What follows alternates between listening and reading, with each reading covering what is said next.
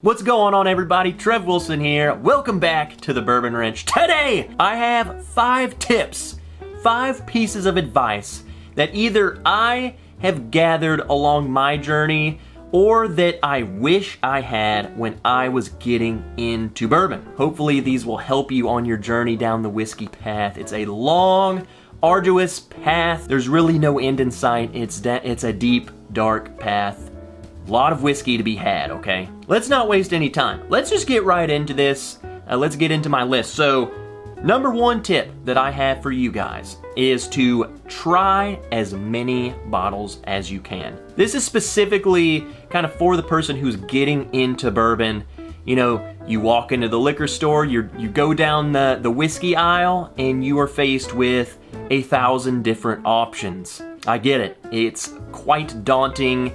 It can be very intimidating. You have no idea where to start. So what's the first thing you do? You pull out your phone and you Google, what's the best bourbon? What's the best whiskey? What's the best whatever? And then you kind of limit yourself. You kind of stick to, these lists that pop up. I would say these lists, us as whiskey tubers create a lot of lists. We like making our lists. Use those more as a reference, as a guide. Don't stick to this list. Don't limit yourself to one distillery, to one set of bourbons or whatever the case may be. Try as many as you can. Try as many distilleries, different bottles as you can. When I was first getting into bourbon, kind of my rule was every time I went in, I would buy something that I enjoyed. Say I finished a bottle, I would buy another one of those, and then I would buy a bottle that I have never tried before. That way, I'm expanding the palate, I'm expanding my knowledge, what this distillery has to offer. They all have kind of their DNA, their flavor profile, so you're learning, you're teaching yourself. The only person who can answer what the best whiskey is you, because your palate is different from mine. So what I say is the best is not going to be what your best is. Only way to know this is to try them all. Try as many as you can. Teach yourself, learn, develop your palate, learn these different notes, the nuances of each of these, the nuances of each distillery. See for yourself, learn for yourself, keep notes. That way you know, I really liked this bottle, I didn't really like this bottle. Learn. This is a learning game. There's a lot of things to try, so don't box yourself in. All right, moving on. The second tip I have for you is higher price and or higher age does not equal better. I get it. You're used to drinking a $20 bottle, and then you see a $60, $80 bottle, and you're going to expect it to be 4 times as good. It's not necessarily the case at all times.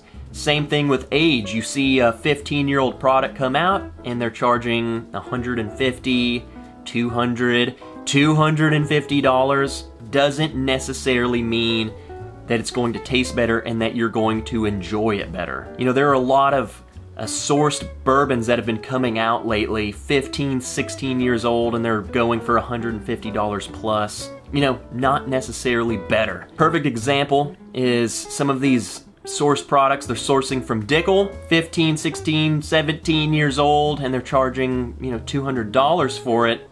Dickel releases a 15, 16, 17-year-old product for $60. So I would hate for you to buy this sourced bottle for $200 without ever trying a Dickel product, expecting it to be $200 good, and then you would be probably severely disappointed, okay? There are so many whiskeys, so many bourbons out there, $40 and below, $30 and below, that are absolute hitters. They're total steals. They're so good for what they are. I think especially if you're getting into it, you don't have to graduate up to the $60+ range right off the bat, okay? Explore, try different things, and just know there are really good whiskeys that are not that much money, and that the price of the whiskey doesn't equal how much you're going to enjoy it. So don't just go and grab the first $60 bottle you see expecting it to be,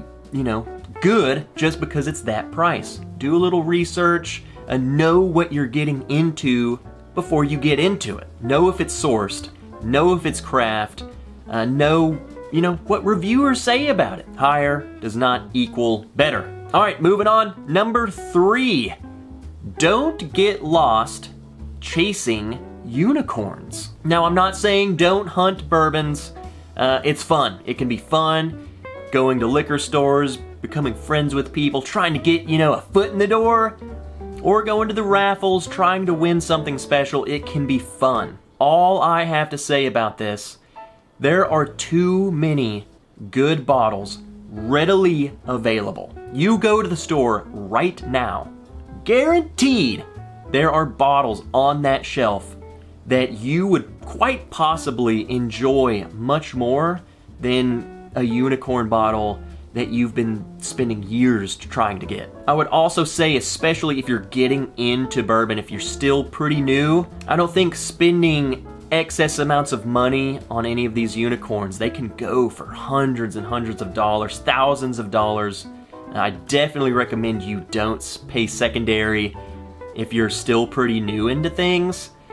I would say develop your palate, try these distilleries' products. That way, when you do get a chance, at a bottle, or if you're at a bar, you get a pour of it. That way you can appreciate it a little bit better than if you just jump straight into the deep end. Enjoy what's on the shelf. Yes, go hunt, try and get it. Just know, getting unicorns is hard. It's not just you looking for Pappy, okay?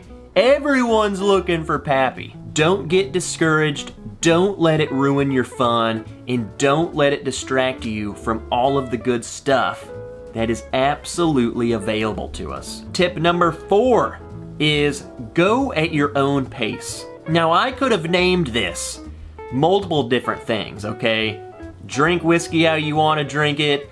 Don't listen to what the douchebags have to say. No, go at your own pace.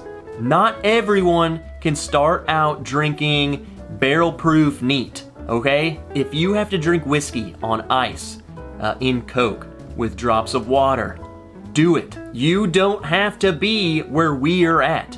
If you like the taste of your bourbon and Coke, then do it. Don't listen to what people have to say, because guess what? The people who give you a hard time for enjoying something that you paid for, they're weird and churlish. Seriously, that's a tip for some seasoned people. Quit giving people a hard time for how they're drinking their whiskey. They bought it, it's theirs, it's their enjoyment. Seriously, go at your own pace, enjoy things how you enjoy them. If you're trying to get to that level, it doesn't matter. If you want to add some ice to it, by all means, do it. If you try and graduate up, drinking neat, and it's too much for you, so be it. Go back. This is all about enjoyment. This isn't some snobbery thing. This isn't, well, you have to drink it this way or you have to drink it that way. No, this is a beverage. It's meant to be enjoyed. So do it however it is you would enjoy it at your pace. If you never graduate to drinking it the way you see these people on the internet drinking it, guess what? It's totally fine. And my final tip, and this needs to go to every single person who's watching this video. Have fun with it. Don't take this too seriously where you stop enjoying it. Like I said earlier, this is a beverage. This is whiskey. This is something that's meant to be consumed and enjoyed. There are so many people who just take this so seriously. They'll comment on your photo. Why are you drinking it that way? Why are you doing this? Like, dude, stop. It's fine. You didn't spend that money. I don't care how you drink it. I don't care who you drink it with.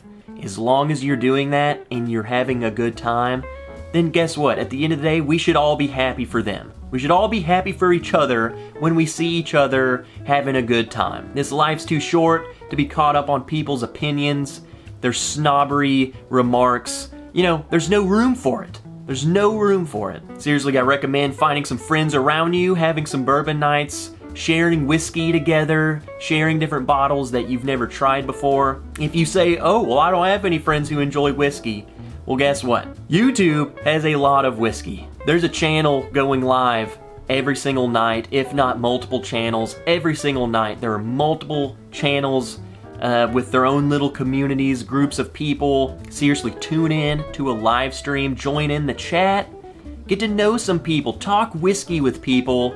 It can be a lot of fun. You're building friendships, you're drinking together, you're enjoying the time. Never lose sight of that.